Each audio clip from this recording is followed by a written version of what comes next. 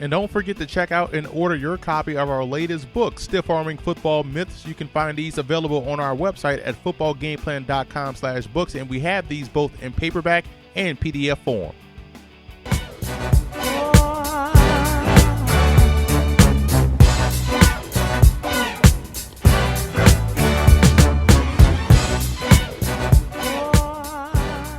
Welcome to footballgameplan.com, where football makes sense. I'm Emery Hunt, the czar of the playbook, and now that the 2015 NFL draft is complete, it's time to look back and evaluate the team's draft. We're going to look at the players they selected, where they fit, and also some undrafted free agents that you want to keep an eye on.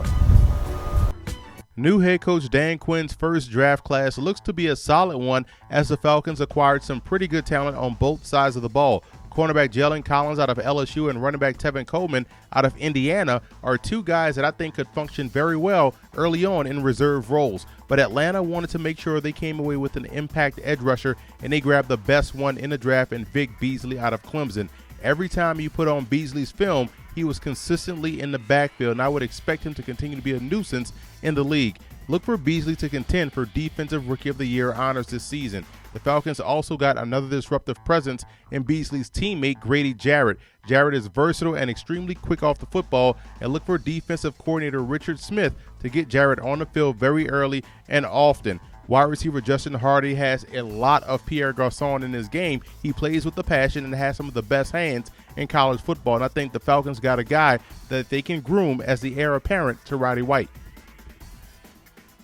Atlanta cleaned up in the undrafted free agent department. Offensive tackle Eric LaFell out of Cincinnati is an athletic offensive tackle that moves extremely well. LaFell was an All-American in college and could provide quality depth as a swing tackle for the Falcons. Wide receiver Marquez Clark out of Central Oklahoma was one of the more explosive playmakers in Division II last season. Clark plays a lot like Cecil Shorts and brings return value on both kickoff and punt returns. Defensive tackle Joey Mabu out of Houston graded out as a third-round prospect to me, and Mabu had a great week of practice at the Senior Bowl this year and is similar in style to Jarrett in how he applies pressure. And I'm shocked that Kevin White out of TCU went undrafted. White's game is similar to his former teammate, Jason Verrett. In my opinion, White is a much more polished player than the Falcons' second-round pick, Jalen Collins, and the Falcons got a huge steal here in White.